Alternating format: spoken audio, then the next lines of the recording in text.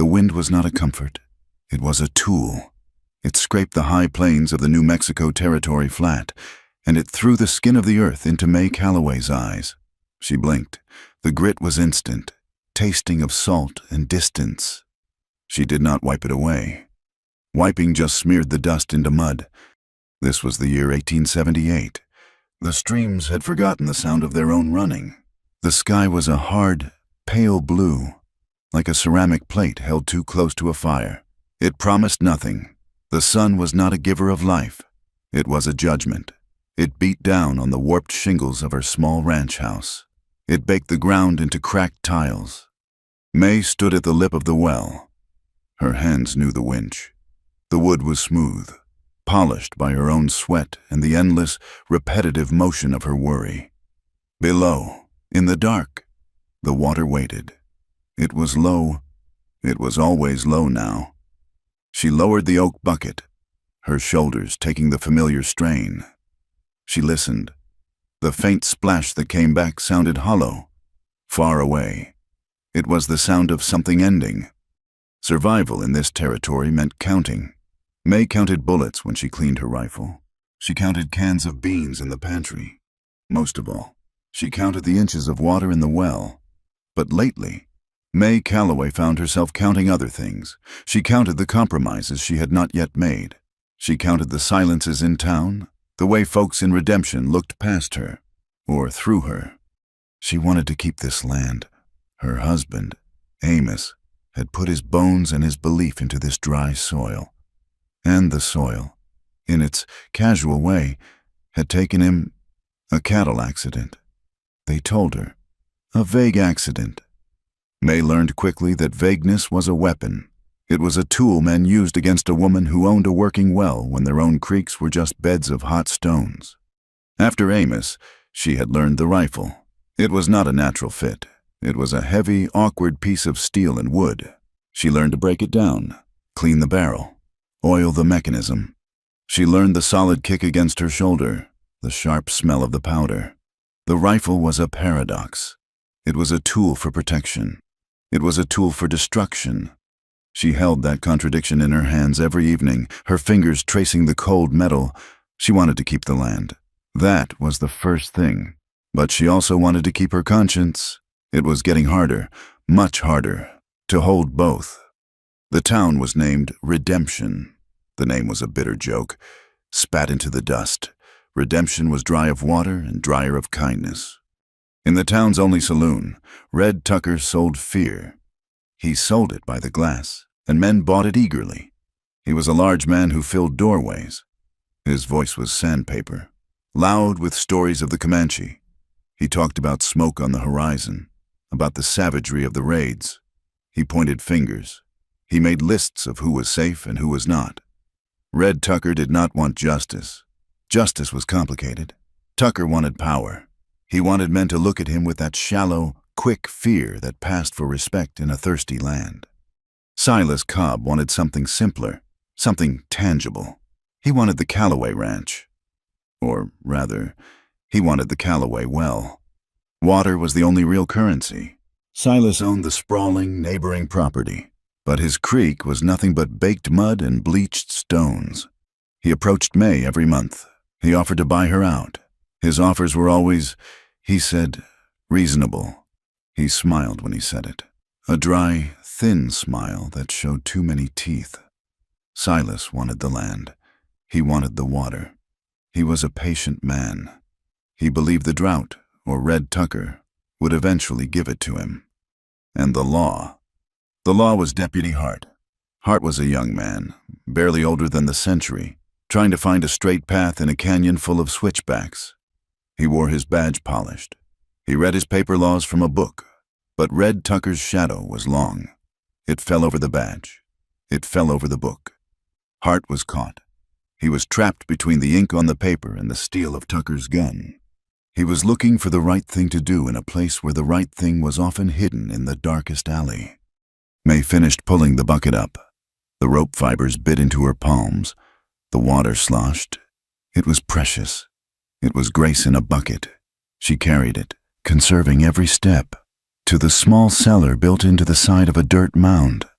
The cellar door was thick, angled against the pervasive dust. It was the only cool, safe place on the ranch. It was the line between inside and outside, between what was hers and what the world wanted to take. She stored her jars of preserves there, her sacks of flour, her emergency barrels of water. That door was her final boundary. The world was dividing itself into clean, sharp pieces. There was us, and there was them. The talk in town was always about them. The Comanche, Maka Greyhawk, their leader, was a name spoken like a curse in the saloon. But May had heard other stories, whispers from travelers, from the quiet sister Leonie who ran the small infirmary. They said Maka Greyhawk did not break treaties. They said he kept his own law, a hard law, but one built on honor. Koa Blackbird was another name, younger, a warrior. His reasons were simpler than any politician's.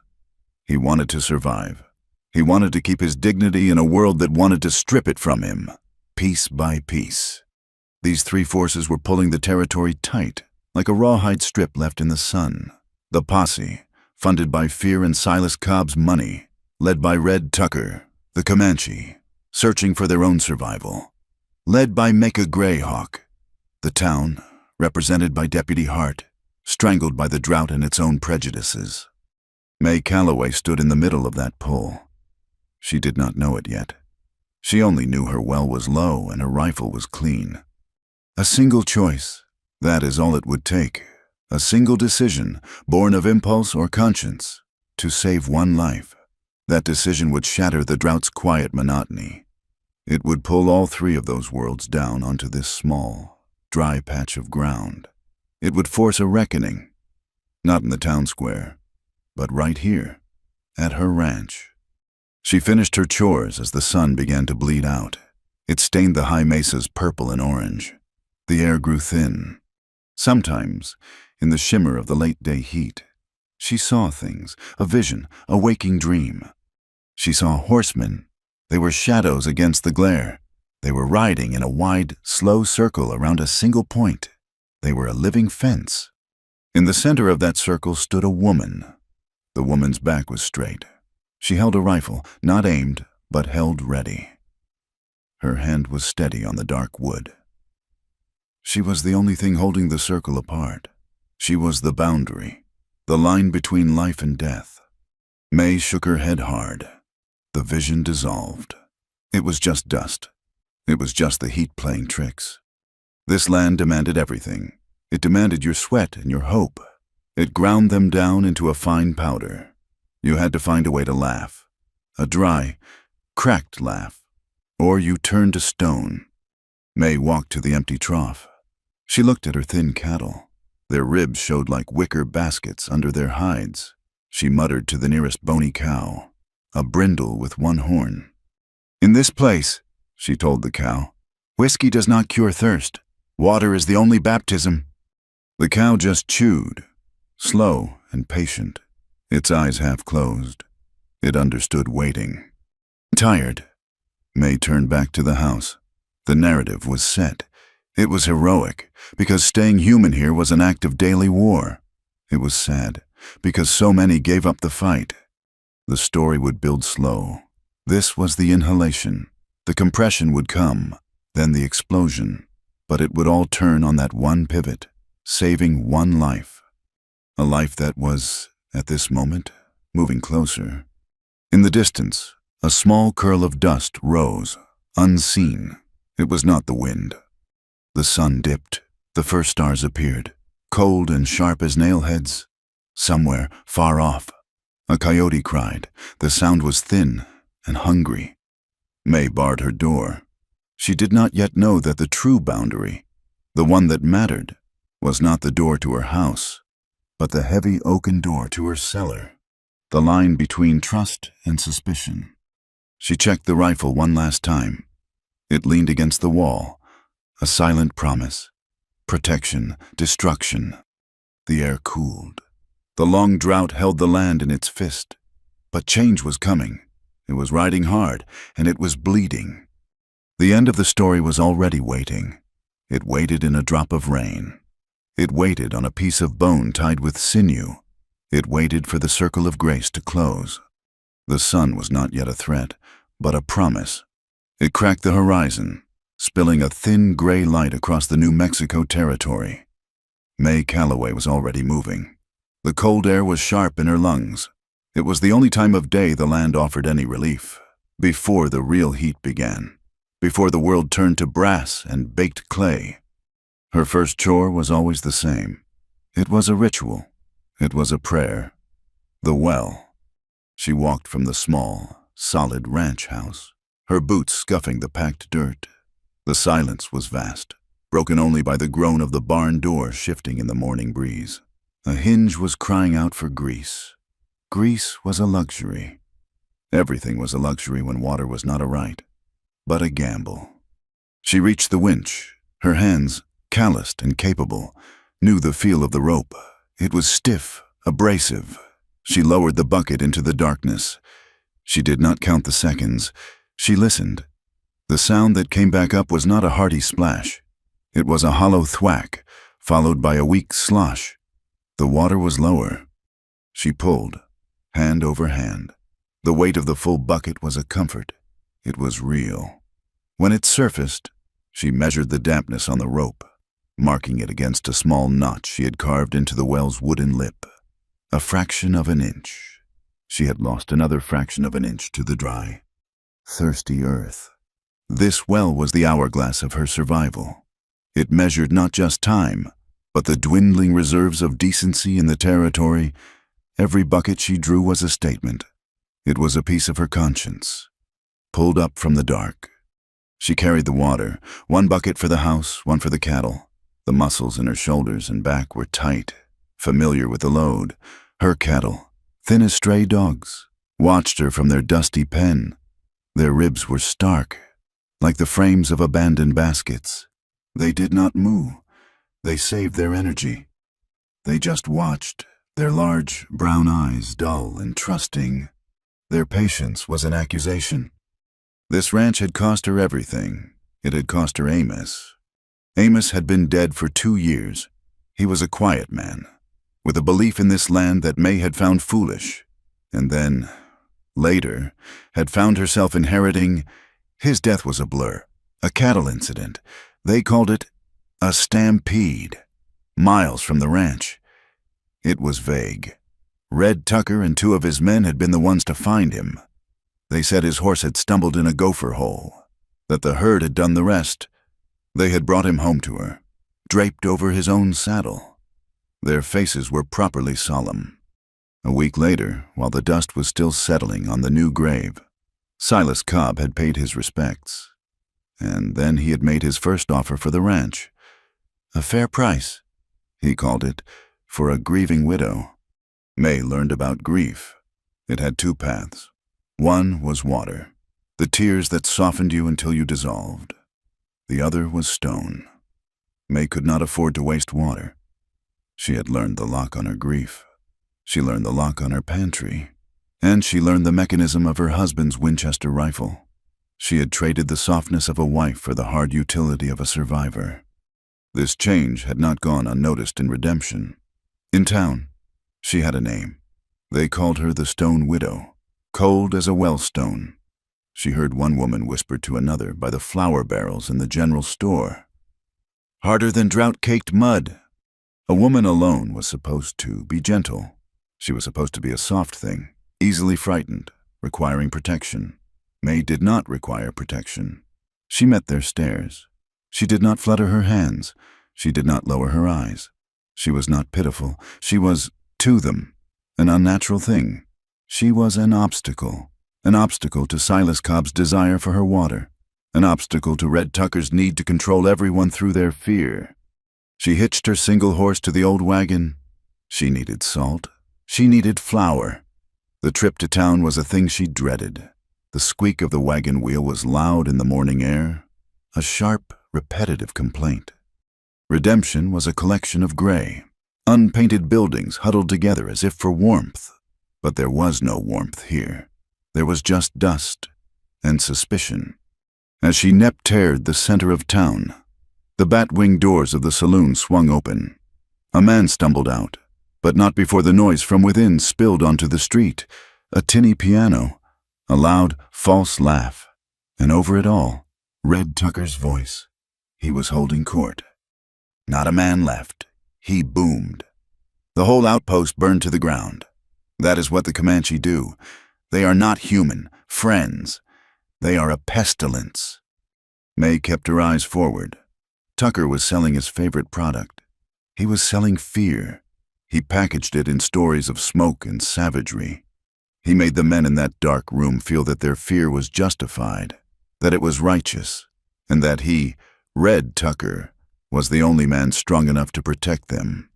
His power was built on their terror. She saw Silas Cobb further down the boardwalk. He was not in the saloon. He was a different kind of predator. He was talking quietly to a man May recognized, Mr. Henderson, whose small creek had finally turned to dust last month. Silas had his hand on Henderson's shoulder, his face a mask of deep, neighborly concern. He was nodding. He was listening. And then, May knew, he would make his offer. A fair price. He was a patient buzzard, content to let the drought and Tucker do the hard work. He just waited to claim the carcass. Then she saw the law, Deputy Hart. Hart was standing outside his small office, the tin star on his chest polished bright. He looked young. He looked tired. He saw May and gave a short, stiff nod. His eyes darted from May's wagon to the saloon, where Tucker's voice rose again. He looked at Silas Cobb, who was now shaking Mr. Henderson's hand. Hart was a man caught in a vice. He had his orders from the county, a stack of papers in his desk that told him what the law was. But the law in redemption was not made of paper. It was made of fear, and it was held in Red Tucker's hand. The shadow cast by Tucker's gun was longer and darker than any shadow cast by Hart's law book. Hart was trying to find a straight line in a crooked world. He adjusted his gun belt. He looked at May again, then quickly looked away. He did not want to be involved. He turned and retreated into the dim, safe quiet of his office, where the law was simple and clean, and had nothing to do with the world outside his door. May tied the horse to the hitching post. The general store was dim inside, the air thick with the competing smells of coffee, cured tobacco, kerosene, and dried apples. The two other women in the store, the blacksmith's wife and the banker's wife, stopped their quiet talking when May entered. The silence was heavy. It was a judgment. This was the line between us and them. May, the cold woman, the stone widow, was them. She was not part of the circle of gentle, respectable women. She was an outcast by choice, because the price of entry was to be weak, and she would not be weak. She walked to the counter. The proprietor, Mr. Finch, gave her a thin smile. Mrs. Calloway, just salt and flour today. And a box of cartridges for the Winchester, May said, her voice even. The women whispered. The blacksmith's wife pretended to inspect a bolt of calico. A man from the saloon, one of Tucker's followers, pushed into the store. He was flushed with whiskey and self-importance. He saw May. He grinned, a loose, wet grin. Well now, Ms. Calloway, he slurred, leaning on the counter. You look parched. A lady should not look so parched. Let me buy you a whiskey over at the saloon. May turned her head slowly. She looked at him. Her eyes were the color of the sky, pale and empty of heat. I am dry, she said, her voice low. But in this territory, whiskey does not cure thirst. It only borrows from tomorrow. She picked up her sack of flour, heavy on her shoulder. Water, she said, to the man, to the proprietor, to the whispering women, is the only baptism here. The man blinked, his grin faltering. He did not understand. The women looked shocked, as if she had cursed in church. May paid her coin. She did not say another word. She walked out of the store, her back straight, into the blinding, honest glare of the sun. The ride home was long. The wagon wheel complained with every turn. The heat baked her. She thought about the town, the fear, the whispers, the patient hunger of Silas Cobb, the weakness of Deputy Hart. They were all connected. They were all waiting for her to fail, waiting for the well to dry up, waiting for the Comanche to provide the excuse they all needed to wipe her off the map. The air in the territory was so dry, so brittle, that a single spark could set the whole prairie ablaze. A gunshot, an angry word, or a small choice, a single act of humanity in a place that was forgetting what that meant. May did not know it. She could not know it, but that choice was waiting for her. It was not in town. It was out here, in the dust, just over the next rise. She pulled the wagon into the yard. The horse drooped its head, lathered in sweat. She began the slow, methodical work of unhitching. The routine was her anchor. Put the flour in the cellar, store the salt, check the cattle, fix the loose wire on the pen. The world was held together by these small, repeated tasks. But the tension was pulling it apart. The tinder was dry. The air was still. A single decision was all it would take to burn everything down. The day's heat had settled in, a heavy, suffocating blanket. May had finished her morning work. The water she had drawn sat in the relative cool of the house, a treasure hoarded. But the small trough at the far end of the property, the one Amos had built near the boundary line, was dry. The cattle there were too weak to make the long walk back to the barn. She yoked her shoulders with the wooden carrying pole. 2 small buckets of water, a fraction of what they needed, was all she could manage. It was a long, hot walk. The sun was a white hole in the sky. The heat reflected off the baked ground, and she tasted the salt of her own sweat on her upper lip. She was walking along the dry arroyo, a scar in the earth that should have been a stream. When she saw it, it was not a rock. It was not a dead coyote. It was a man. He was sprawled in the dust and cracked mud, almost invisible. He wore leather leggings and no shirt. His skin was the color of the earth he was lying on. Comanche. May stopped. Her first instinct was fear. It was a cold jolt in her stomach. The stories from town, from Red Tucker, filled her mind. Smoke, fire, savagery. Her hand went to the rifle she carried, its strap digging into her shoulder. She waited. He did not move. She took a few steps closer. He was young. His black hair was matted with dust and something dark and wet. He was lying on his side. His breathing was a shallow, desperate rasp. She saw the wound. His thigh. A broken arrow shaft stood out from the dark. Swollen muscle. It was not a Comanche arrow. The fletching was wrong. He was dying. The realization cut through her fear. He was not a warrior. He was not a threat. He was just a man, bleeding out, cooking to death under the white sun. His lips were split and pale with dust. She unhooked one of the water buckets from the yoke. She set it down. She took her tin dipper from her belt. She was moving toward him, her rifle still in her hand, but pointed at the ground. When she heard the other sound, it was not a whisper. It was the pounding of hooves, many hooves, coming fast. May spun around. Over the rise, a cloud of dust boiled up. A moment later, riders crested the hill. Red Tucker was in the lead. He had 6 men with him, the posse. They thundered down the slope and pulled up in a half circle, their horses rearing and blowing. They all had rifles. Tucker saw May. Then he saw the man on the ground. His face, already red from the sun and whiskey, split into a triumphant grin. "Well, look what we have here. Mrs. Calloway," he boomed. "You have found our stray." His men fanned out, their rifles held ready. May stood between the posse and the wounded man. "What do you mean?" she asked. "That," Tucker said, jabbing a thick finger, "is Koa Blackbird. He and his friends murdered the Henderson boy over at the Dry Creek crossing. We have been tracking him all morning." May looked at the man on the ground. He had not moved. Murdered. The word felt heavy, ugly. "He is not a threat to anyone," May said. "He is almost dead." Tucker laughed. A short, barking sound. He is not dead enough. He swung his leg over his saddle and dropped to the ground. He unholstered his pistol. We are here to finish the job. For the good of the folks in Redemption. He cocked the hammer. The sound was loud in the stillness.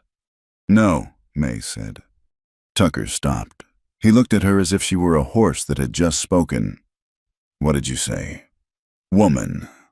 May's heart was pounding, a dry drum against her ribs. She looked at Tucker. She looked at his men. She looked at the man on the ground. His chest barely moved. She made her choice. She kept her rifle in her left hand, its barrel pointing down. She walked back to her bucket. She dipped the tin cup into the precious water. She heard Tucker shout something, but she ignored him. She knelt in the dust beside Koa Blackbird. She saw his eyes flicker open. They were black, deep, and unfocused. She lifted the dipper. Mrs. Calloway, I am telling you, Tucker roared. Get away from that savage. May did not look at Tucker. She looked at the man. She brought the dipper to his cracked lips and tilted it.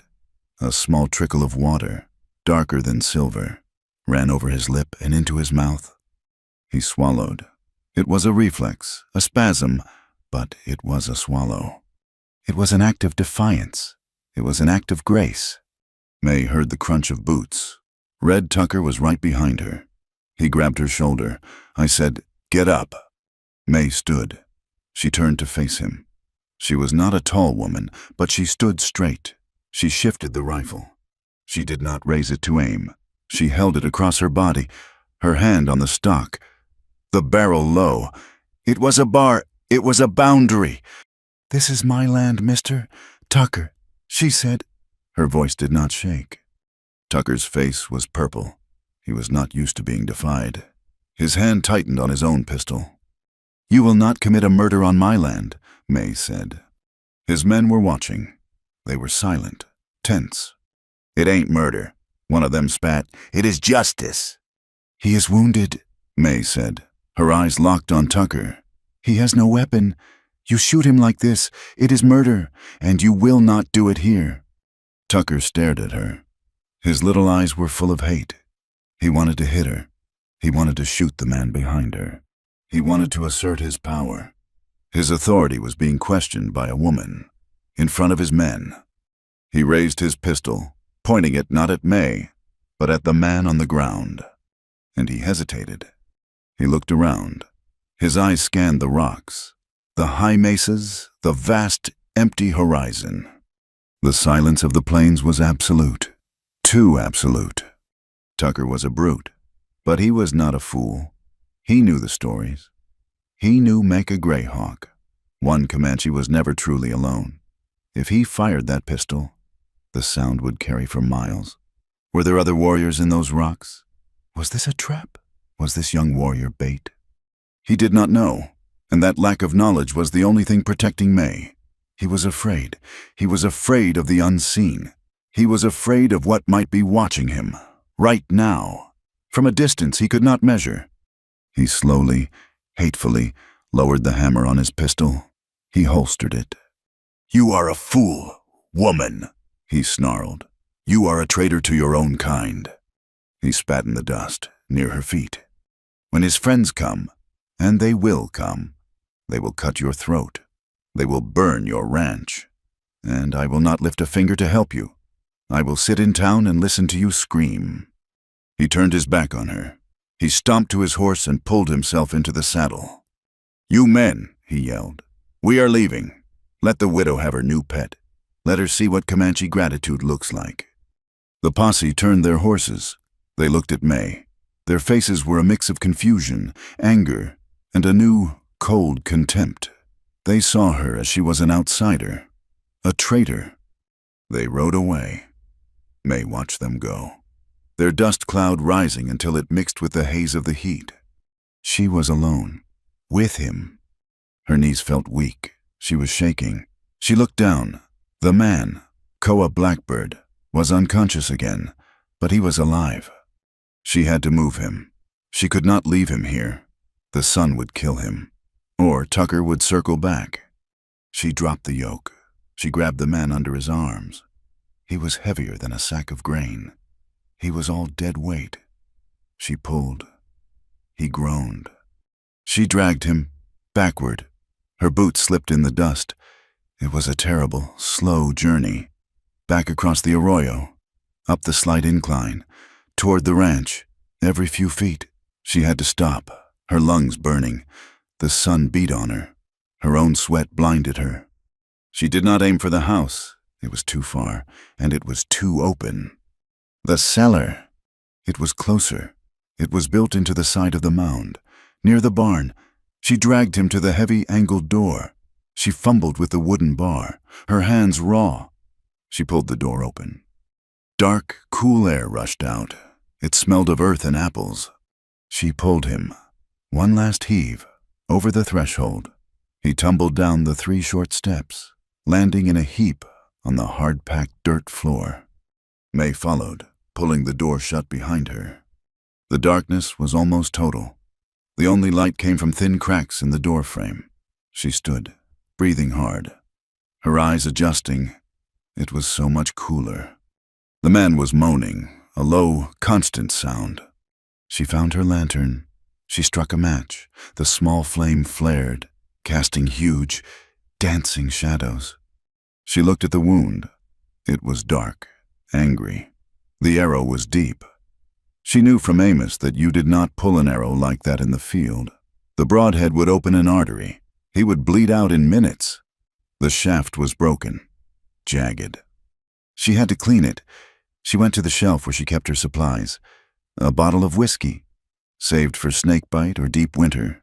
A clean rag, torn from a feed sack. She knelt beside him. She poured the raw, biting alcohol onto the rag. Then she pressed it to the wound, cleaning around the shaft.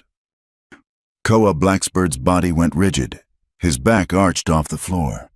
A sound was torn from his throat, a guttural cry of pure agony. His eyes flew open. He stared at her. He was awake. He was conscious. The pain had burned through his delirium. His eyes were black, but they were sharp now. They were full of hate and fear and confusion. May held the rag in place. "I am not trying to hurt you," she said, her voice a whisper. "I am trying to help." He stared at her. His chest heaved. He looked at the cellar walls, at the jars of peaches, at the sacks of flour. He was in a trap. He tried to speak. His voice was a dry croak. He said one word, a sound she had never heard. "Nokomi." It was not a curse. It was not a plea. It was just a word, breathed into the darkness of her cellar. May held it. She did not understand it, but she saved it. It felt like a seed, small and hard. She put it away in her mind. Kisk's eyes closed. He passed out again, from the pain or the exhaustion. May sat back on her heels. The cellar was silent, except for his breathing. It was rough, but it was steady. She stood up. She looked at the man lying on her cellar floor. The man Red Tucker called a murderer. The man she had saved. She walked up the steps. She pushed the door open, just a crack, and slipped out, back into the blinding, hostile sunlight. She lowered the door. She dropped the heavy wooden bar back into its cradle. The sound was a dull, final thud. That door was no longer a door. It was a line. She had crossed it. She stood in her yard, her hands stained with his blood. She looked toward the town. She looked toward the empty plains. She was caught. Tucker would be back. He would have the town behind him now. He would have Silas Cobb funding him. He would paint her as a traitor. They would come to take her ranch. And her well. And the others, the Comanche. Tucker was right. They would come. They would be tracking their warrior. They would find his trail. And it would lead here. To her ranch. To her locked cellar. What would they think? Would they see a woman who had offered water? Or would they see a white woman who had taken one of their own and locked him underground? She was standing between 3 fires, the posse, the Comanche, and Silas Cobb. This was not about land anymore. This was not about water. It was about the man breathing in her darkness. One life, and it had just staked the honor and the violence of the entire territory right on her doorstep. The thick cellar door muffled the world. Down in the cool, packed earth, there was no sun, there was no wind, there was only the smell of dust, dried apples, and the faint, metallic tang of blood. May Calloway sat on the bottom step, the lantern at her feet. Its yellow light painted their shadows large and unsteady on the stone walls. Across from her, propped against a sack of flour, was Koa Blackbird. He was awake. He had been awake for hours. The delirium was gone, burned away by the fever or the pain. His eyes were clear, and they were fixed on her. The wildness she had seen in the arroyo, the trapped animal panic, had been replaced by a still, sharp intelligence. He was watching her.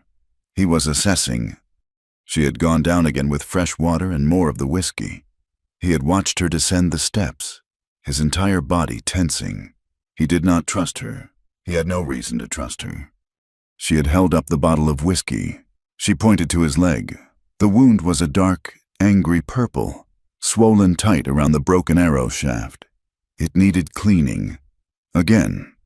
She did not move toward him. She waited. It was a question. He held her gaze for a long time. The silence stretched. May could hear her own heart beating. Finally. He gave a short, stiff nod. Permission. The second cleaning was worse than the first. He was fully conscious. When the alcohol touched the raw flesh, his body went rigid. His hands clenched into fists, the knuckles white. A low groan vibrated in his chest, but he did not cry out. He clamped his jaw shut. His eyes were squeezed tight, and beads of sweat stood out on his forehead. May worked quickly. Her hands were steady, but she felt the heat radiating from his skin. The fever was high. She finished and pulled the rag away. Koa's body went slack. He was breathing in short, harsh gasps. He opened his eyes. They were exhausted, full of pain, but the suspicion in them had lessened. It was replaced by something else, a flicker of respect. He had seen her apology in her eyes, and he had seen the firmness in her hands. She was not toying with him. She was fighting the infection. May sat back, giving him space. The silence returned, heavy and awkward. She felt the need to fill it, to say something, to make this situation, this man bleeding in her food cellar, seem normal. She looked at him. He was a man, and he was in her cellar. She told him, her voice quiet in the small space, that he had a responsibility. He was not permitted to die down here. His gaze sharpened. She explained she was a practical woman. She had no patience for that kind of mess. The cleanup, she told him, would be a terrible amount of work. He stared at her. The statement hung in the air, absurd and plain. She was not speaking as a white woman to a Comanche. She was speaking as one human being to another, complaining about a future chore. A change happened in his face. The hard line of his mouth, set firm against the pain, wavered. It softened. A small, dry smile touched his lips. It was as thin as a paper cut, and it was gone in an instant. But it had been there. It was like seeing the sun find a single crack in a wall. It was the first true thing that had passed between them. A shared, ridiculous, human moment. He did not speak. He closed his eyes. He was saving his strength. May left him the water dipper and the bucket. She climbed the steps, her own legs feeling weak. She pushed the heavy door open and stepped out into the light, and froze. The world had changed. They were here. It was not the loud, chaotic arrival of Red Tucker and his posse. This was the opposite. It was a vast, terrible silence. They were on horseback, dozens of them. They formed a great, loose circle around her ranch. They sat on their ponies, still as the stones on the mesas. They were at the edge of her cattle pen. They were near the dry arroyo. They were on the low rise to the east. They had enclosed her. There was no sound. No war cries, no shouts, no fires. They just sat, waiting. their lances and rifles were held upright, dark lines against the morning sky. Their presence was a physical weight. It was the absolute, patient certainty of a jury that had already heard the evidence. They were waiting for the verdict. May's blood ran cold. This was the fear Red Tucker sold in his saloon. But the reality was not a savage, screaming horde. It was this, a disciplined, silent wall of men, a living fence. Her hand gripped her rifle. She forced her feet to move. One step, then another. She walked from the cellar door to her porch. One rider detached himself from the circle. He was not young. He wore a single eagle feather in his hair. His face was a map of hard country and hard decisions. He rode toward her, his pony moving at a slow, deliberate walk. He stopped perhaps 30 yards from her porch. He was Make a Greyhawk. May stood on the top step. She held her rifle, but she kept the barrel pointed at the porch floor. It was not a sign of surrender. It was a sign that the talking had not yet ended. They looked at each other across the dusty yard. Make a Greyhawk spoke. His voice was not a shout. It was deep, and it carried on the dry wind as if it were part of it. He did not ask. He stated they were here for their warrior. May swallowed.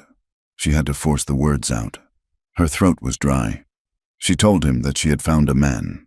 He was wounded. He was dying. She had saved a human life. Make a Greyhawk's face did not change. He replied. His words were just as simple, just as final. They were here to claim their blood. May felt the trap close, the posse on one side, the Comanche on the other. She had one chance, one appeal. She told him the man was alive. He was in her cellar. He was hurt, but he was alive. Then she made her offer. The man, Koa Blackbird, must choose. Let him speak. When he was able, he could choose to go with them, or he could choose to stay here until his wound was closed. She was gambling. She was gambling on the stories she had heard, the whispers of an honor that was different from the paper laws of Deputy Hart. She was betting her life that these men would not take by force what they could claim by law, their law. Make a Greyhawk was silent. He looked at May. He looked at the heavy, barred cellar door. He looked at the sky. He was considering her. He was measuring her. He knew she was not lying. He knew his warrior was alive and close. He gave his answer. They would wait. He held up his hand, palm out. He turned his horse. He rode, not back to the circle, but to a spot on the rise where he could see both the porch and the cellar. He sat. The circle of riders remained. The siege had not ended, but its nature had changed. It was no longer an execution. It was a vigil. The days passed. It was a new kind of prison. May was an island in a sea of silent observers. She tended her cattle. The warriors watched. She went to her well. They watched. She went to the cellar. They watched. News of her actions had spread to Redemption like a prairie fire. The word was on every lip. Traitor. She had harbored a murderer. She had given water to the enemy. She was no longer the Stone Widow. She was the Comanche Widow. The men in Tucker's posse told the story with righteous anger. Silas Cobb listened and smiled his thin, patient smile. The time to buy was getting very close. May felt the isolation like a physical wall. She was cut off. But one evening, she found a package on her doorstep. It was small, wrapped in brown cloth. There was no one in sight. The Comanche circle was dark, silent. She took it inside. She unwrapped it. Dried willow bark, a small pouch of yarrow, a thick root of comfrey. There was no note. It did not need one. This was the hand of Sister Leonie. It was a quiet act, a rebellion of conscience. It was a signal that not every soul in Redemption was owned by Red Tucker. May held the small bundle, and she felt, for the first time in days, that she was not entirely alone. She used the herbs. She went back down to the cellar. Koa's fever was high.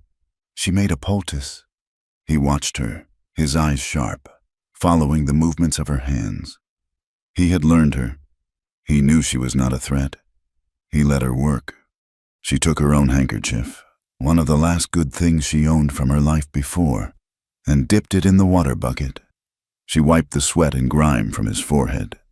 He did not flinch. The cloth came away stained with his sweat, and a smear of bloody mud from his hair. It was a dark, ugly map on the white cotton. May folded it. She put it in her apron pocket. It was a promise. It was a bond. It was an invoice for one human life, not yet paid in full. The truce was fragile. May knew it. Tucker would not stay idle. The next morning, she went to the barn. The air felt wrong. The cattle were nervous, shifting in their pens. The silent eyes of the Comanche riders followed her. She saw the tracks immediately, near the water trough. They were not her boots. They were not the soft moccasins of the watchers. They were heavy, waffle-soled boots, the kind the men in the posse wore. One man. He had come in the deep of night, a ghost moving inside the larger circle of ghosts. Her heart turned cold. She searched. She looked for anything out of place. Her eyes scanned the stalls, the tack. She climbed the ladder to the hayloft. The air was thick with the smell of dry grass. She found it tucked deep inside a bale of the driest hay. It was a bundle of rags, soaked in kerosene. Wrapped around it was a small tin of matches and a strange packet of chemicals she did not recognize. It was an incendiary, a slow burner. It was meant to be set, to smolder, and then to burst into flame hours later, long after the visitor was gone. This was not a crime of passion. This was cold. This was Silas Cobb's arithmetic. This was Red Tucker's hand. They were going to burn her out, burn the barn, the cattle, create chaos. Perhaps the Comanche would be blamed, perhaps in the fire and confusion. They could end this. May dismantled the device, her hands shaking, not with fear, but with a pure, cold rage. She stood at the hayloft door, looking out at the silent circle of men who were her captors, and who, in a strange, terrible way, were also her protectors. They were the only reason Tucker had not ridden in with guns blazing. They were the only reason he was forced to sneak in the dark. She was balanced on the blade of a knife, and the blade was getting sharper. The quiet vigil was broken by the sound of an army. It began as a vibration in the dirt, a low rumble that May felt in her chest before she heard it. Then the sound came, a rolling thunder of hooves, much louder and more numerous than Tucker's first visit. May was at the well. She dropped the bucket. She ran to the edge of the porch, her hands shielding her eyes against the glare. A massive cloud of dust, brown and yellow, was rising to the north. It was the color of anger. It was not just Tucker and his half-dozen men. This was a force. The silent circle of Comanche warriors reacted instantly. They did not retreat. They flowed like water, converging into a tighter, more defensive line between May's ranch and the approaching posse. Their stillness was gone, replaced by the kinetic energy of imminent battle. Lances were lowered, rifles were pulled from scabbards. The posse spilled over the rise. There were at least 30 of them. They were not just Tucker's usual group of saloon idlers. May recognized farmers from down the valley, men who were usually quiet, men who had families. Red Tucker had sold his fear far and wide. He rode at their head, his face set in a mask of righteous fury. But he was not alone at the front. Beside him, looking stiff and miserable in his saddle, was Deputy Hart. The young deputy's face was pale. He held a piece of paper in his hand, letting it flutter in the wind as if to prove it was real. He was the law. And behind them, sitting on a fine horse on the crest of the hill, watching the scene unfold like a man watching a play he had paid for, was Silas Cobb. He was not a fighter. He was a manager. He was here to oversee his investment. The posse stopped 100 yards from the Comanche line. The two groups faced each other, a wall of armed, angry townsfolk, and a wall of silent, ready warriors. And in the middle, on her small porch, was May. She was the fuse. Tucker raised his hand. He did not shout at the Comanche. He shouted at her. "May Calloway," he bellowed, his voice carrying across the dust. By the authority of the New Mexico Territory, I have a warrant for the arrest of the murderer you are harboring, and I have a warrant to search this property for stolen goods." Deputy Hart winced, but held the paper up. It was official. Silas Cobb had bought the law. May's blood ran cold. This was the cleaning Silas wanted. This was how they would burn her out, and do it with a badge to make it clean.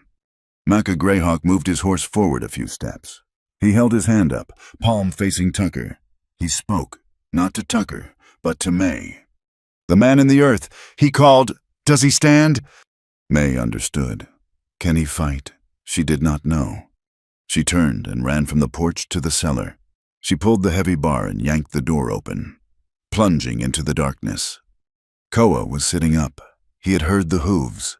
He had heard the shouting. His eyes were bright in the dim light. "They are here," May said, breathless. "All of them. With the law. They have a paper." Koa pushed himself farther up the wall. His face was grim. The fever had broken, thanks to the willow bark and May's care, but he was still weak. The arrow remained in his thigh, a permanent, terrible fixture. He looked at the rifle May kept in the cellar, leaning against a barrel of salted pork. The tension outside was a thick, physical thing, a standoff. No one moved, no one fired. They were measuring each other. May returned to the cellar with fresh bandages. The old ones were stiff with dried blood.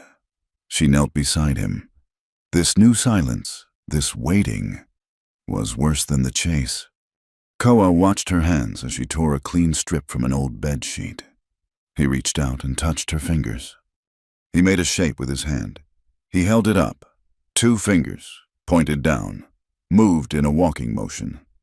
"Man," May guessed. He nodded. He then held his hand flat, palm down, and moved it in a smooth, flowing gesture. "Water," he said. His voice was a rasp. He pointed to himself, then to her, then made the sign for water. "You gave water." He then made another sign. He held his fist up, index finger and thumb extended slightly, and moved it in a small circle over his heart. "Peace," or good heart. He was teaching her, in the small, dark, buried room, while 2 armies waited to kill each other over his life. He was teaching her his language. May felt a strange tightening in her throat. She nodded. She pointed to the bandages. "You must fold the cloth," she said, her voice quiet. "Like this. To make a pad, it holds the pressure. It keeps the wound clean." She showed him how to fold the cloth into a thick square. He watched, his dark eyes intense, memorizing the motion. Their heads were close. She could feel the warmth from his skin. It was the first time they had touched this close, without the barrier of pain. Trust was growing, like a seed in the dark. The sun went down. The standoff held. Fires were lit. The posse's fires were large, loud, and numerous, casting a nervous, flickering orange light. The Comanche fires were small, few, and controlled. Just enough to see. Macca Greyhawk had not moved from his spot. Tucker had not moved from his. They were 2 kings on a dry, dusty chessboard. The night grew cold. The desert air lost its heat instantly. A coyote howled, its voice thin and lonely. May was in the cellar. The cold seeped up from the packed earth. She was shivering. Koa was shivering, too.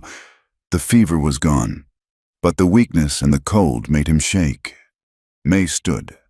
She climbed the steps and went to the house. The watchers, both Comanche and townsfolk, saw her figure move in the moonlight. She returned to the cellar with a heavy wool blanket, Amos's blanket. She unfolded it. She looked at Koa. He was huddled against the flour sacks. She sat down beside him, on the dirt floor.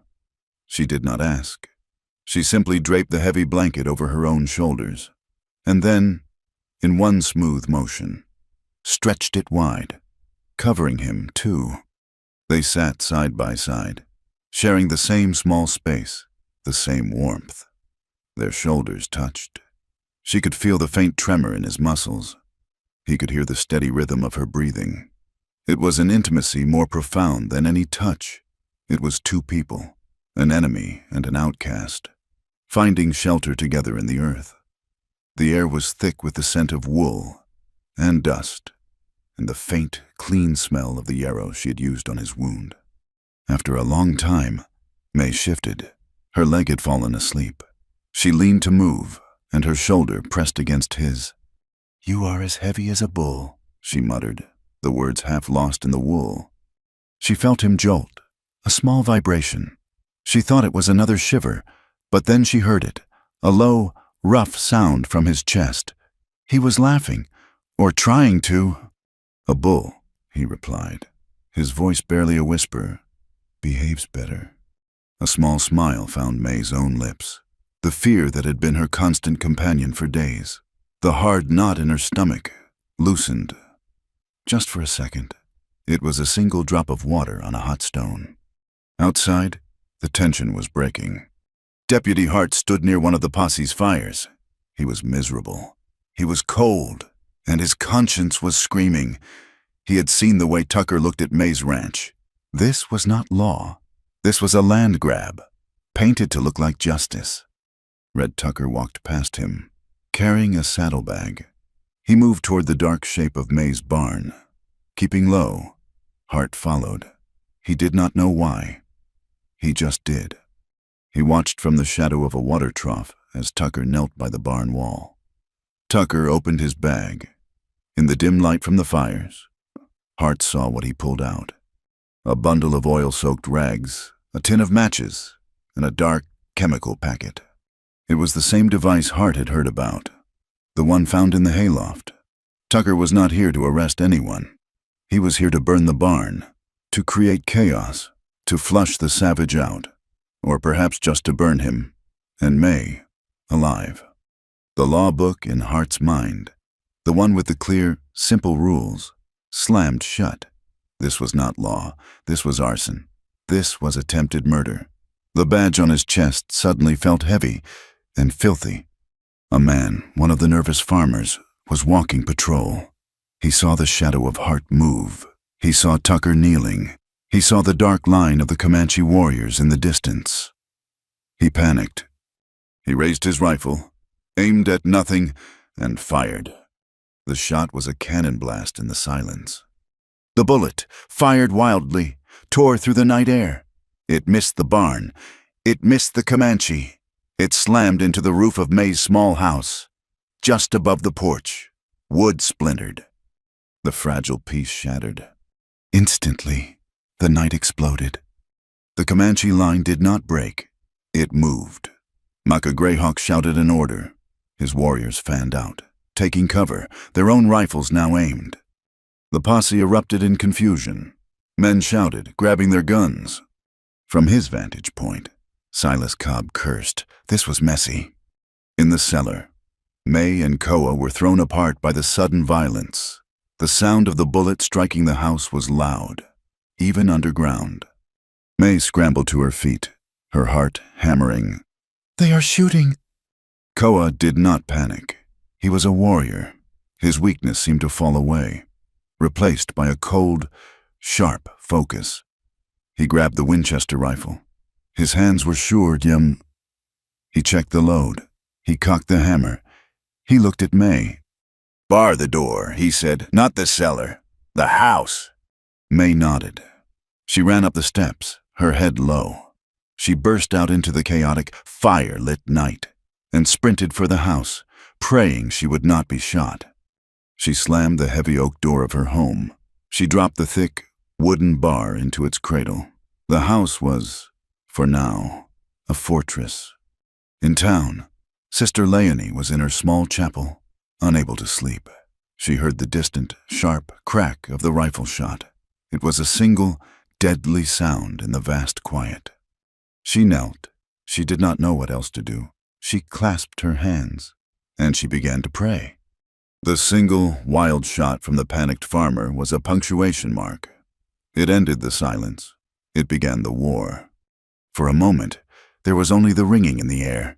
Then, the posse, strung out, cold, and full in of whiskey and fear, erupted. They thought the shot had come from the Comanche. They thought it was an ambush. A dozen rifles fired at once. The night exploded into a nightmare of noise and chaos. Bullets slammed into the dry earth, sending up plumes of dust. They thudded into the logs of May's small house, splintering the wood. They pinged off the metal hoops of the water barrels. Horses screamed. Men shouted, their voices high and terrified. The line of Comanche warriors did not break. They did not panic. They melted into the shadows, using the rocks and the slight folds of the earth for cover. Their return fire was not a panicked volley. It was measured. It was precise. They were not aiming for bodies. They were aiming for rifles and for the horses. They were warriors, and this was their work. May was in the house. She had just dropped the bar. The walls around her seemed to be coming apart. Wood dust filled the air. A bullet punched through the tin coffee pot on her cold stove, sending it spinning. This was not a fortress. It was a coffin. Koa Blackbird was not in the cellar. He had been moving toward the house, using the cellar door as a shield. When the first shot rang out, he saw the posse's ragged volley. He saw May disappear into the cabin. He knew, with a warrior's certainty, that they would riddle that small building until it fell down. A man from the posse, one of Red Tucker's loyal men, saw Koa. He saw the dark shape moving from the cellar. He saw the rifle. He saw the easy target. He dropped to one knee, taking careful aim. This was not a farmer. This was a killer. May, inside the house, peered through the small window. She saw the man take his aim. She saw he was aiming at Koa. She lifted her own rifle. The one Amos had left her. Her hands were not shaking. They were cold. She did not aim to kill. She aimed to protect. She fired. The shot was clean. The bullet struck the man's rifle, not his body. The wooden stock shattered, driving splinters into his hands and face. He screamed, a high, thin sound of pain and shock, dropping the useless, broken weapon. Koa saw the man fall. He saw the puff of smoke from the window. He looked at the house, at the small, dark square where May was. At the same instant, another posse member, drawn by May's shot, spun and fired directly at her window. Koa saw the flash. He saw the man. He saw the window. There was no time to aim, no time to warn. There was only time to act. He launched his body forward. He was wounded. His leg was a ruin. But his desperation gave him a strength he did not know he had. He lunged through the open doorway of the cabin, a dark, heavy shape. He slammed into May. His shoulder hit her chest like a stone. The force of the impact threw both of them backward, away from the window, in a tangle of limbs. They crashed onto the rough plank floor. A bullet ripped through the space where May's head had been. It tore a jagged hole in the wall, showering the floor with debris. May landed hard, her breath knocked out of her. As she fell, her arm scraped violently against the splintered frame of the door. A sharp, burning pain lanced up her forearm. She was alive. He had saved her. Outside, the battle had found its ugly rhythm. Deputy Hart stood frozen by the barn. He had seen Red Tucker strike the match. He had seen the small flame touch the oil-soaked rag. "Tucker, stop! In the name of the law!" Hart shouted, his voice cracking. Red Tucker looked up at him, his face illuminated by the small, growing fire. Tucker's expression was one of pure contempt. "The law is what I say it is, boy," he snarled. "This is how we clean the territory." He pushed the burning rag toward the dry wood of the barn wall. The crack in Deputy Hart's soul finally broke open. The law book, the polished badge, the quiet orders from the county seat. They were all useless paper. The only thing that mattered was the truth, right here in the dirt. He pulled his pistol. He did not aim at Tucker. He fired it straight up into the dark sky. The shot was a sharp, clear command. "No!" Hart roared, his voice suddenly hard, full of an authority he had never known he possessed. "I said stop. Red Tucker, you are under arrest for attempted arson and conspiracy." The words screamed into the middle of the firefight. were a shock. They cut through the panic. Several of the farmers, the men who had been told this was a legal posse, lowered their rifles. They looked at Hart. They looked at Tucker, who was kneeling by the barn with a fire in his hand. Arrest Tucker. The power shifted. The posse was not a posse. It was a mob, and its leader was now a criminal. From the hill, Silas Cobb watched his intricate plan burn. Hart had turned. The posse was breaking. The Comanche were not fleeing. His investment was collapsing. A cold, patient rage, the rage of a man who has been denied what he has already paid for, consumed him. He spurred his expensive horse, galloping down the hill. He was screaming, a high, thin sound of fury. Burn it all down!" he shrieked. The farmers who had stopped looked at him, their faces slack with confusion. This was Mr. Cobb, the gentleman rancher. Silas did not wait for them. He pulled a torch of his own, pre-made, from his saddle. He lit it. He rode straight to the woodpile stacked against the side of May's cabin. He threw the burning torch onto the tinder-dry wood. The woodpile erupted in flame. A wall of fire shot up, licking at the dry log walls of the house. May, her arm bleeding, scrambled to her feet. She grabbed her rifle. She shoved the door open and stepped out onto the porch, into a world lit by fire and gunfire. She saw Silas Cobb. His face was lit by the flames he had set. His expression was not human. It was the naked, greedy hunger of a wolf. May raised her rifle. She planted her feet. She did not aim at his horse. She aimed directly at the center of his expensive vest. "This is my home, Silas!" she shouted. Her voice was not a plea. It was a judgment. It carried over the crackle of the flames. "This is not a line in your account book." Silas Cobb froze. He was a man of paper and contracts. He was not a man of battles. He was staring at his own death, and it was held in the steady hands of the woman he had tried to ruin. The fire changed the fight. The farmers in the posse saw it. They saw the truth. This was not about a murderer. This was not about justice. This was about land. This was about water. This was about theft. One by one, they began to drop their rifles.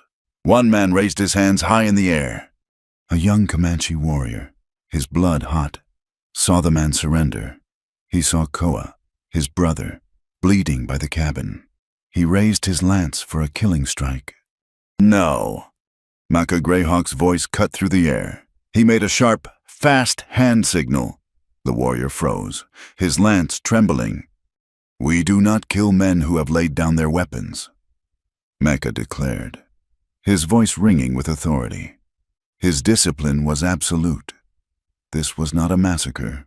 This was a defense. The Comanche held their line, but the killing stopped. The posse was broken. It was no longer an army. It was just a crowd of terrified, ashamed men.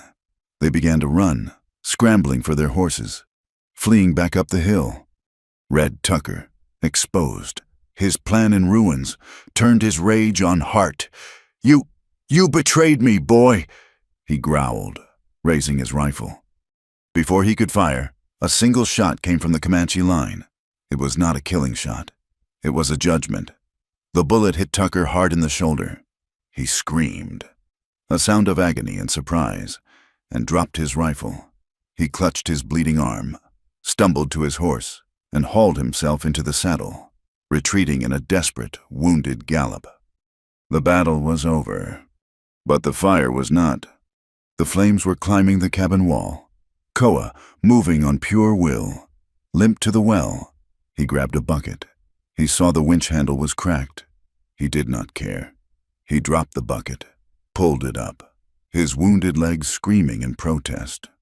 He threw the water on the base of the flames. May, seeing him, dropped her rifle. She grabbed the other bucket. Two of Maka's men ran forward. They were no longer enemies. They were just men, fighting a fire. They beat the flames with saddle blankets. The fire sputtered. It hissed. It fought back. But the water and the blankets were too much. It died, leaving a black, smoking, ugly scar on the side of the cabin. The night was suddenly, shockingly quiet. The air stank of gunpowder, scorched wood, and the sour smell of fear. The posse was gone. Only a few men remained, their hands in the air, their faces pale. Silas Cobb sat on his fine horse, a man made of stone, defeated. May leaned against the hot, blackened wall of her home. Her breath came in ragged gasps. She looked at her arm. A long, deep tear ran from her elbow to her wrist, the blood dark and thick in the moonlight. Koa stood by the damaged well.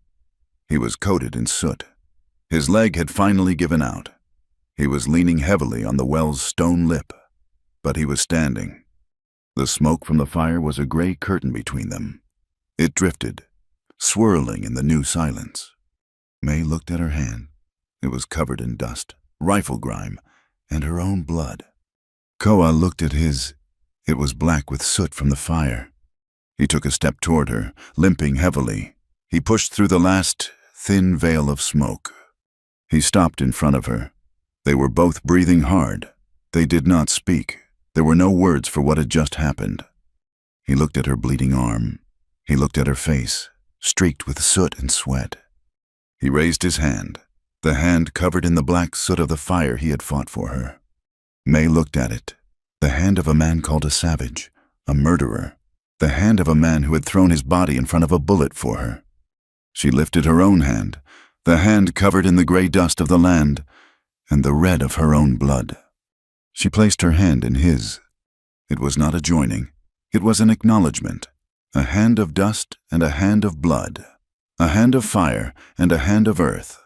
In the silence, surrounded by the wreckage of their fight, they had made their choice. They were, now, one thing. The night bled out, leaving the sky a bruised, sick gray. The smoke still hung in the air, a bitter fog that coated the tongue. The ranch was a tableau of defeat and survival. It was not a battlefield. It was a wreck. The posse members who had not fled sat on the ground, their hands unbound but their spirits broken. They were farmers, not killers.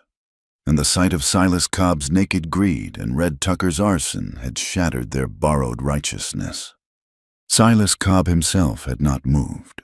He sat on his fine horse, a statue of cold fury, his torch now a blackened stick in his hand. He had been a king, and he had been checkmated. Maka Greyhawk and his warriors had not moved. They were a line of silent judges, watching to see what the white man's law would do, now that its true face had been shown. Deputy Hart was the first to move. He walked with a new stiffness. The young, uncertain man who had followed Red Tucker was gone. In his place was a man who had seen the bottom and had decided to climb. He walked past the surrendered men, his face hard. He stopped at Silas Cobb's horse. Silas looked down at him, his eyes dead. Hart's voice was flat. It held no fear. "Silas Cobb," he said, "you are under arrest. You are charged with conspiracy to commit murder, arson, and incitement to riot." Silas sneered. "You have no proof, boy. It is a widow's word against mine, and the word of savages." Hart did not hesitate. He pointed to the hayloft, where the first device had been found. He pointed to the blackened wall of the cabin. Then he pointed at the dozen farmers who were watching, their faces pale in the dawn. "I have them," Hart said, "and I have me. I saw it. Silas, I saw Tucker set the fire at the barn. I saw you throw your torch. I was a coward. I was a fool. But I am a witness." He grabbed the reins of Silas's horse. "Get down!"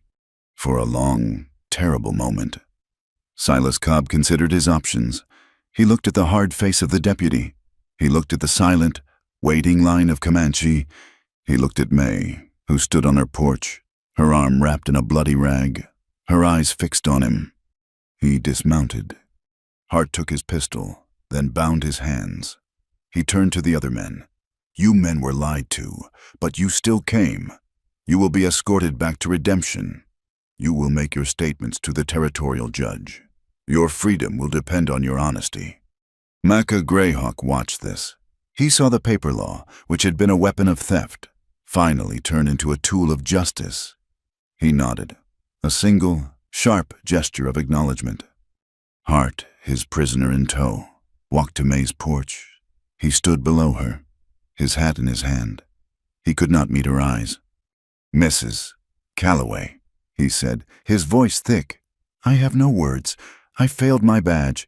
I failed this territory. I failed you. I came here as part of a lie." He took a deep breath. "I will testify.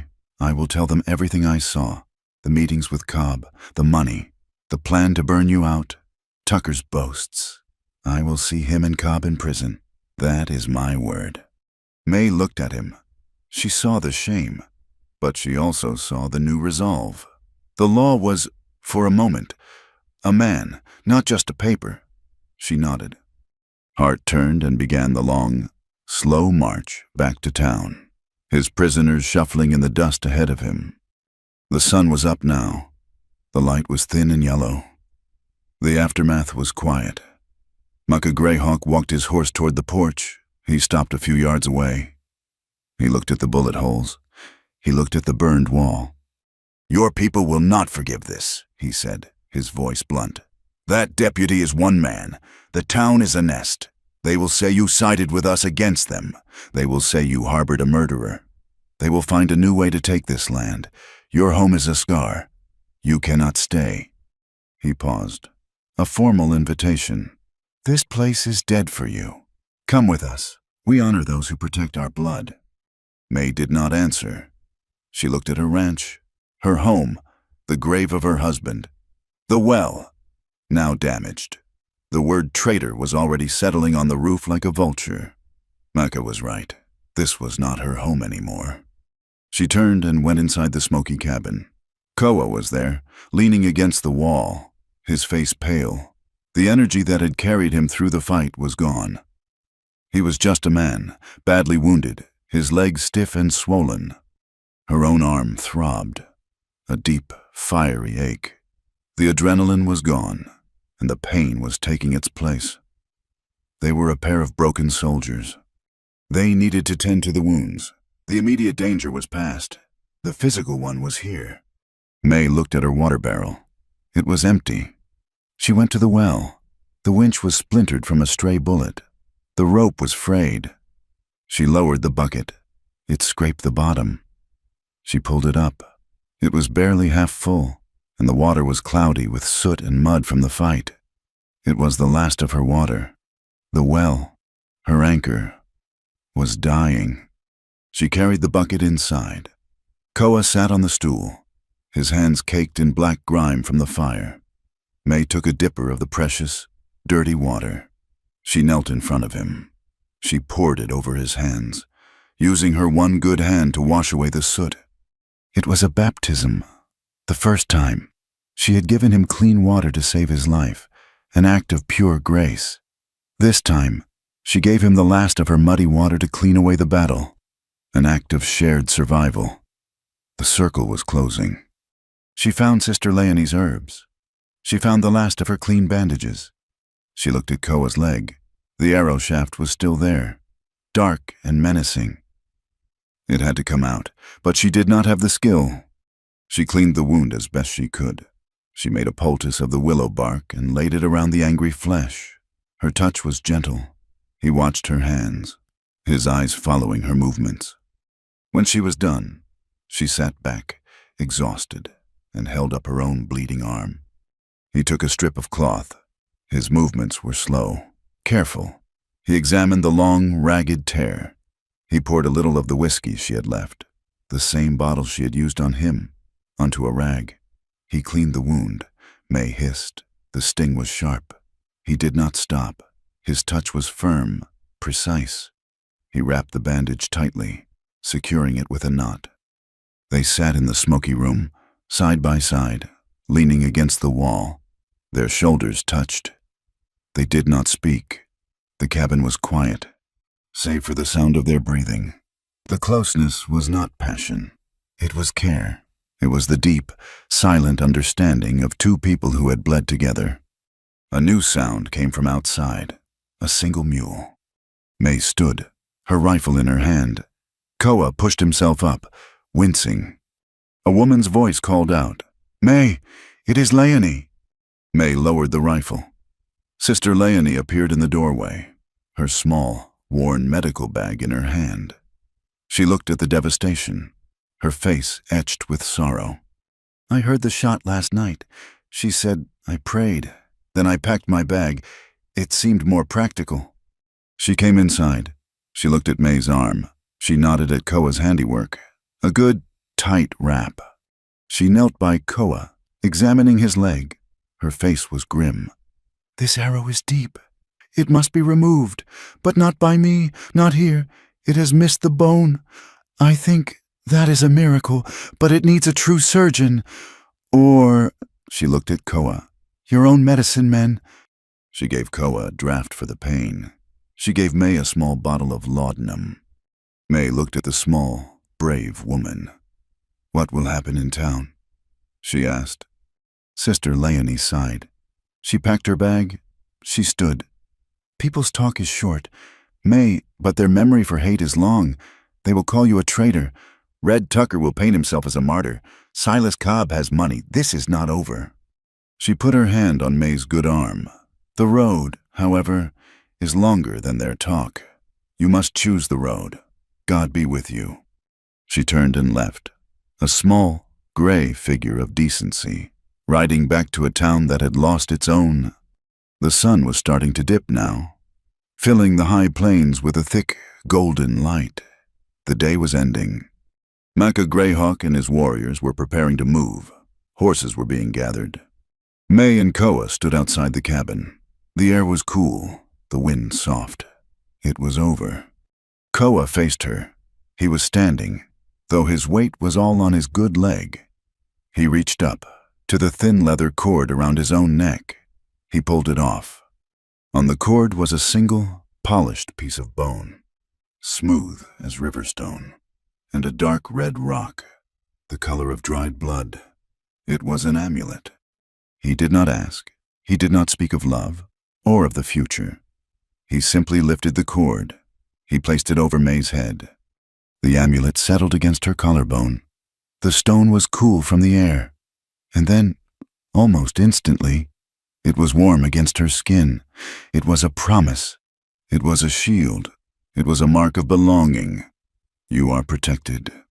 May touched the stone. She looked up at him. Her face was streaked with soot. Her dress was torn. Her arm was bound in a crude bandage. She saw her reflection in his dark eyes. She was a ruin. A small, dry smile touched her lips. It was the humor of the gallows, the humor of the survivor. Her voice was rough. "Well," she said, "I guess I am not much of a lady." She looked down at the bloodstone. "I ain't no lady." Koa looked at her. He saw the woman who had knelt in the arroyo, her hand steady. He saw the woman who had held a rifle to Silas Cobb, her voice a judgment. He saw the woman who had washed his hands in the last of her water. A slow, real smile transformed his face. It was not the thin grimace of pain or the dry smile of their shared joke in the cellar. This was real. It reached his eyes. He gave a low, soft laugh, a sound from deep in his chest. "Good," he said. His voice was low, and it held a warmth that was new. "That is what I came for. Darlin." The word was not a familiarity. It was a coronation. He was not looking for a fragile thing to save. He had found an equal. A call from Macca broke the moment. It was time to ride. May turned. She looked at the cabin, the bullet holes, the charred wood, the sagging porch. She looked at the small, mounded grave of her husband, Amos, near the dry creek bed.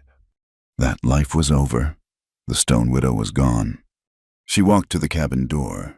She did not go inside. She pulled the heavy, splintered door shut. She reached for the wooden bar, the one she had dropped into place against Tucker. Against the world. She lifted it. She settled it into its cradle. The sound was a dull, final thud. She was not locking the world out. She was locking her old life in. She turned her back on the house. She did not look back. Koa was waiting. Macca's men had brought her a horse. She walked toward it, her head high, the red stone warm against her chest, and did not look back. The horse provided for May Calloway was a gray mare, steady and calm, with none of the nervous energy of the posse's animals. May put her foot in the stirrup and pulled herself up. A sharp, white-hot pain shot up her bandaged arm, and she gasped, but she did not stop. She settled into the saddle. It was a man's saddle, worn, deep, and secure. Koa was already mounted. It had taken 2 men to help him up. His face was a pale, tight mask of controlled agony. The arrow was still in his leg. He could not bend his knee. He sat stiffly, his rifle resting across his lap. Maka Greyhawk sat at the head of the column, watching the sun clear the eastern mesas. He looked at May. He looked at Koa. He gave a single, short command. The group moved. It was not a chaotic rabble. It was a flowing, silent entity. Over 50 people, men, women, and children, horses and pack mules, moving as one. They slipped away from the scarred ranch, the sound of their hooves muffled by the dust. May did not look back at the bullet holes or the charred wall. She did not look at the broken well. She kept her eyes forward, but she turned her head for one brief second to the small, mounded grave of her husband, Amos, a silent farewell. The wind picked up, as if to answer, blowing her hair loose from its knot. They left the basin. They left the flat, cracked land of the drought. They rode into the high country, following a path May had never known existed. It was a thin game trail, winding up into the red rock canyons. The air grew thinner, cooler. It smelled of pine resin and juniper, a clean, sharp scent that scoured the smoke and fear from her lungs. It smelled of the sweat of her horse, a warm, living smell. The pace was slow. It was dictated by Koa's wound and by the women and children in the column. This was not a flight. It was an exodus. That night, the sky was a deep, sharp purple, and the moon was a sliver, a knife blade of cold light. May looked up at it. The stars were bright, hard points, not the hazy, dusty stars of the ranch. Below, the canyons and valleys fell away in deep shadow, like the veins on the back of a giant, sleeping hand. A hawk cried, high above, a sound of pure, unburdened freedom. May felt her shoulders, which had been tight for 2 years, begin to unlock. They made camp in a sheltered cove, protected by high walls of sandstone. The Comanche did not light a large, single fire. They built 3 small, smokeless fires, using dry wood. May sat apart. She was the outsider, the white woman, the Darlin of the warrior, but not one of them. She felt the eyes of the other women on her. They were not hostile. They were curious. They were measuring her, just as Maka had. Koa was immediately taken to a lodge set apart from the others. A man with gray hair, his face lined with authority, went in after him. The medicine man. They were going to take the arrow out. May wanted to follow, but she knew this was not her place.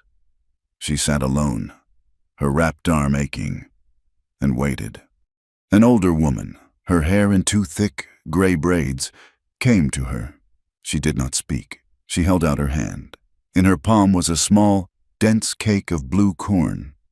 May looked at the offering. It was food. It was communion. She took it. "Thank you," she said. The woman nodded. She sat near May, but not too close. They ate in silence. The corn cake was rough, smoky, and deeply satisfying. It was the best thing May had tasted in years. Later, the woman returned. She carried a bone comb. She gestanone to May's hair, which was a tangled mess from the fight and the long ride. May hesitated. It was an intimate thing.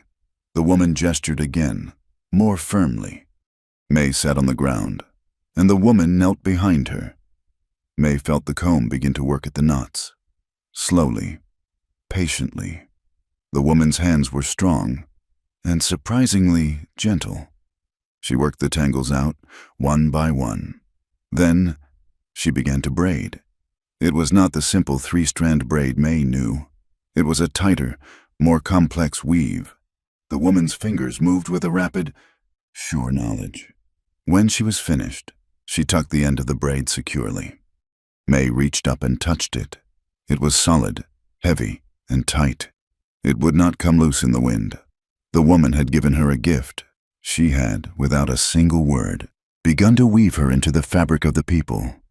Koa did not return to the fire. May lay down on the blanket they gave her, her saddle for a pillow, and stared at the stars, the stone amulet warm against her skin.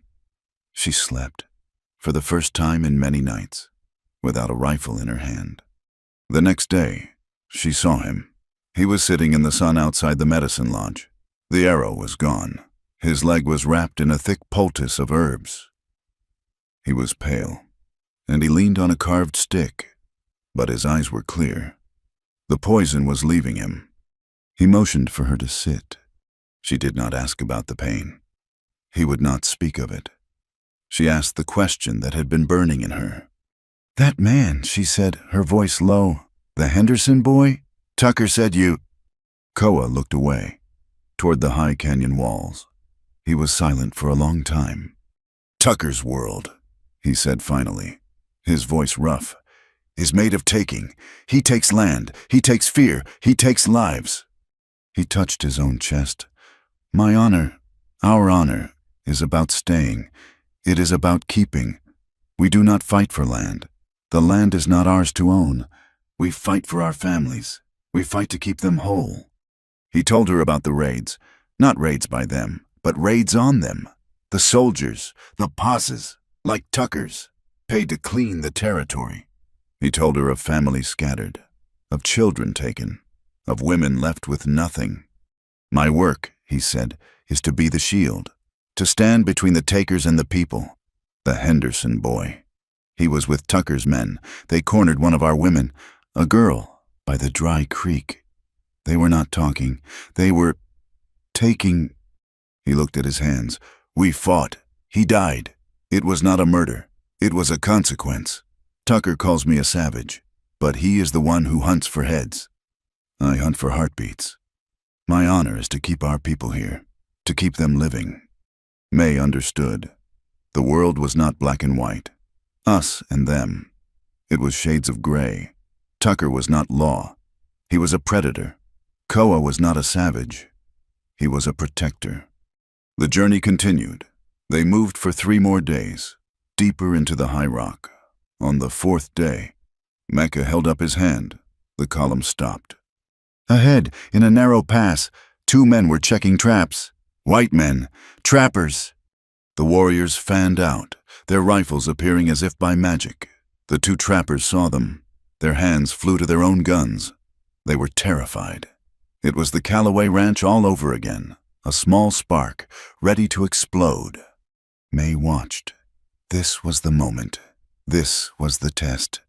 She nuded her horse forward. Maka watched her, but he did not stop her. She rode into the open space between the 2 groups. She held up her one good hand, palm out, just as she had seen Maka do. "We are not here for a fight," she called out. Her voice was steady. It did not tremble. The trappers looked at her, their eyes wide, a white woman. "With them." "We need salt," May said. "We do not have charity," one of the trappers shouted, his rifle still aimed. "We are not asking for charity," May said, her voice hard. "We are here to trade." The trappers looked confused. "Trade?" May pointed to her own tightly wrapped arm. "I can mend. I have a good, strong stitch. I see that tear in your coat. I can make it new."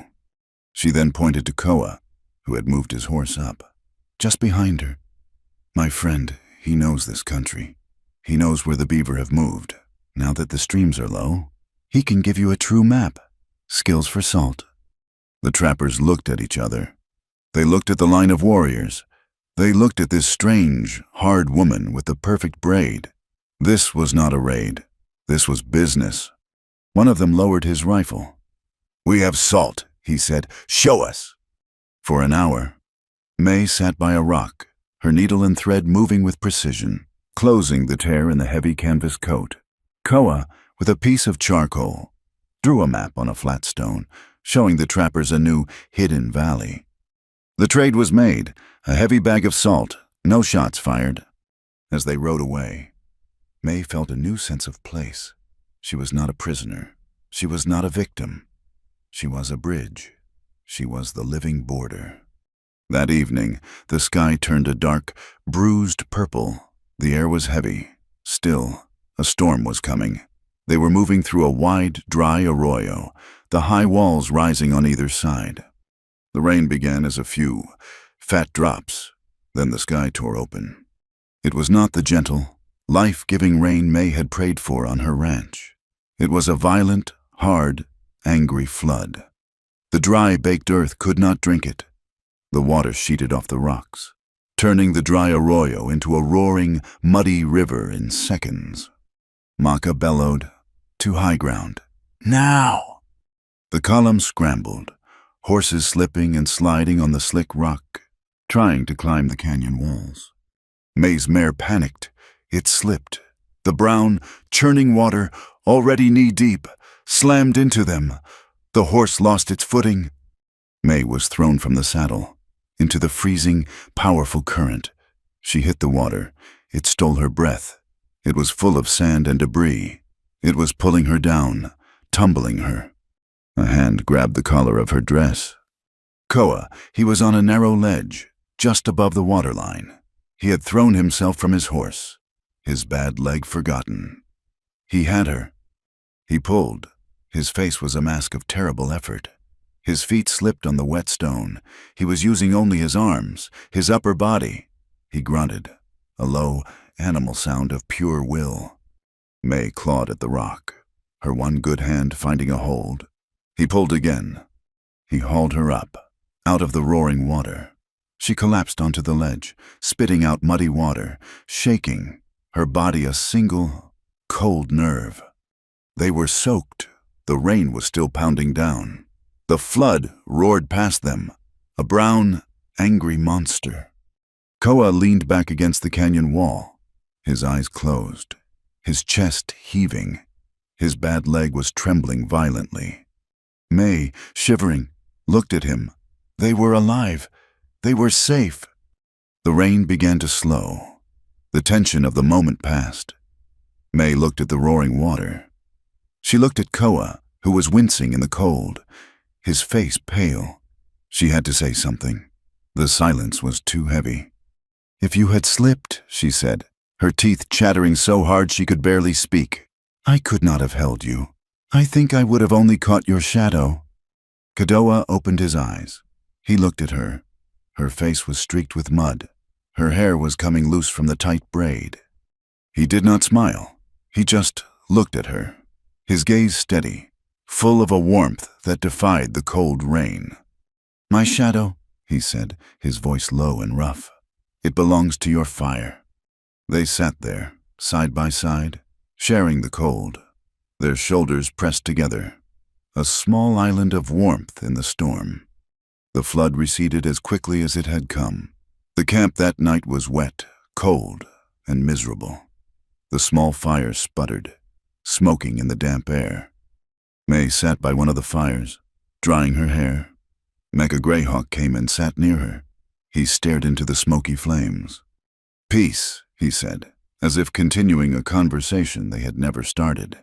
"Peace is a daily job." May looked at him. "War is easy."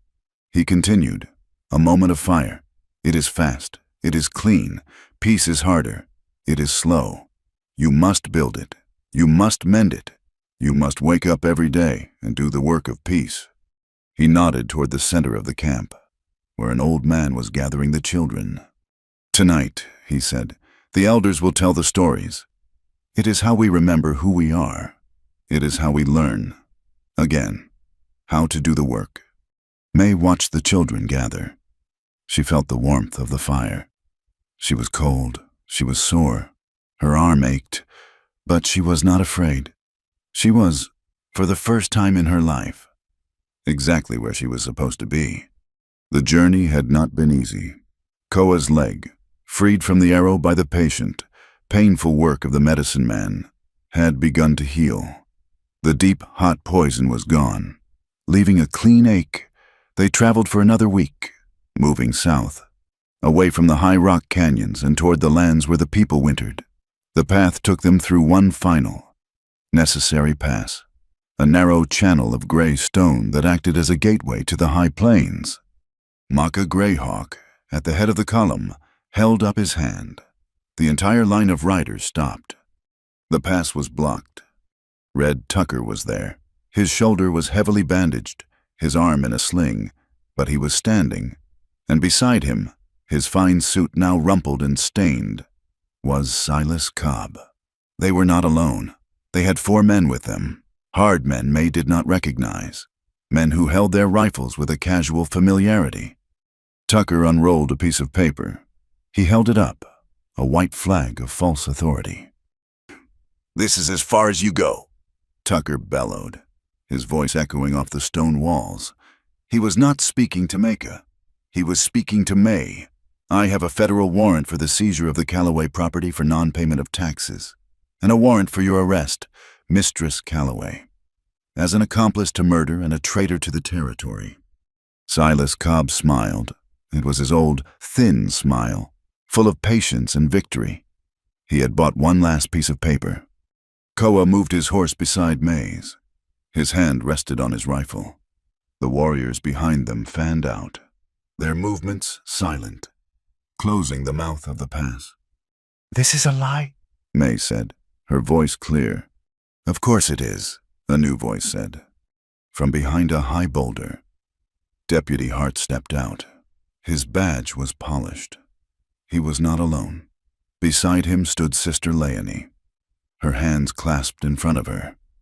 And behind them were the 2 farmers, the men who had been part of the posse, their faces now hard with shame and resolve. Hart looked at Tucker, and there was no fear left in his eyes, only a cold, tired certainty. "We rode to the county seat. Red," Hart said, his voice loud. "We spoke to the territorial judge. We told him everything. He said there is no warrant for Mistress Calloway. He said the deed to her ranch is clear. The only warrants he issued, he said, are for you and for Mr. Cobb." Tucker's face went white. He looked at Silas. Silas's smile was gone. "It is over," Hart said. Tucker was a cornered animal. His one good hand fumbled for his pistol. He roared, a sound of pure rage, that no paper pusher was going to take him. Before he could draw, before a warrior could notch an arrow, Hart fired his own pistol. The shot was not aimed at Tucker. It was aimed at the sky. A single, loud, final warning. "Put it down. Red," Hart commanded. The 4 hired men looked at Tucker. They looked at Hart and his witnesses. They looked at the 50 silent Comanche warriors who had them boxed in. This was not a fight. This was a trap. One by one, they lowered their rifles. They put their hands in the air. Silas Cobb saw it. He saw everything, his land, his water, his power, dissolving into the dust of a canyon. He saw May Calloway sitting on her horse watching him. She was not a victim. She was a judge. He made a sound. A high, thin whine of disbelief. He turned to run, to scramble back up the rocks. His fine, expensive boots were not made for this country. His foot slipped on the loose shale. He fell hard. The sound was not loud. It was a wet, heavy crack. Silas screamed. It was not a roar of rage. It was a shriek of pain. He clutched his leg, his body twisting on the ground. He had fallen. And in his fall, his own weight had snapped his ankle. His greed had finally, truly, crippled him. Hart holstered his pistol. He walked forward, his handcuffs dangling from his hand. He stepped over the moaning Silas and went straight to Tucker. He put the cuffs on Tucker's one good wrist, and then attached the other to his belt. "It is done," he said. Maka Greyhawk watched the entire scene, his face impassive. He saw the law, which had been a whip, become a tool. He gave a single nod. He would not interfere. This was the white man's justice, and it was, for once, complete. Hart walked back to the weeping, broken Silas. He bound his hands. He looked up at May. "We will take them back, Mistress Calloway. They will stand trial. A real trial. I promise you that." Sister Leonie stepped forward. She looked up at May, and her eyes were bright. "Justice. May," she said, "sometimes it is not a storm. Sometimes it is just a clear voice, in the right place, at the right time." Hart and his small group, with their prisoners, moved aside, letting the column pass. They did not ride far. They made camp on the high mesa, overlooking the vast plains. The air was cool. May knew she had one last thing to do. She spoke to Hart, and she spoke to Sister Leonie. "The ranch," she said, "the building is damaged, but the land is still there. My husband's grave is there." "It is yours," Hart said. "The judge was very clear. Your title is perfect." May looked at Koa. He was watching her. He knew what she was going to do, before she did. "There is a family," May said. "The Petersons. They are Swedish. They lost their homestead near the dry river. They have 3 small children. I want you to draw up a paper for me, Mr. Hart." Hart looked confused. "What kind of paper?" "I am giving them the ranch," May said. Sister Leonie's hands flew to her mouth. "May," she whispered. "I am not selling it," May continued, her voice firm. "I am giving it to them for the price of $1. She held up her hand. "On 2 conditions. The first is that the well is for everyone. They will tend it, and they will share the water with anyone who asks, no matter their skin. The second is that they will tend my husband's grave." Hart looked at her, his respect a raw, new thing on his face. "I will draw it up," he said. "I will see it filed myself. It is a good future for that land." May nodded. She looked at Koa, at Maka, at the women who had taught her to braid her hair. She was not leaving her people. She was not a traitor. She was simply, finally, going home. She was going to the people who respected her freedom, to the man who saw her as she was. That evening, as Hart and Leonie prepared to take their prisoners back to redemption, May stood alone on the edge of the mesa. The sky was a heavy, gray ceiling. The air was still. She reached into the neck of her dress. She pulled out the small, leather cord she had worn for years. On it was a chum of keys. The key to her house, the key to her pantry, the key to the cellar, the heavy iron keys to a life that was finished. She held them in her hand. They were cold. They were a weight. She saw a high, flat stone, a natural altar at the edge of the world. She walked to it. She looked at the keys one last time. Then she opened her hand. She laid them on the stone. She did not throw them. She placed them, a deliberate act of release. She turned away. Her hand went to her throat, to the leather cord Koa had given her. She closed her fingers around the smooth, cool bone and the dark, red stone. This was the only key she needed now. As her hand touched the amulet, the air changed. A single, cold drop of water hit her face. She looked up. Another. A fine, soft mist began to fall. It was not the angry, violent flood of the canyon. It was not the dry, empty wind of the drought. It was a real, gentle, cleansing rain.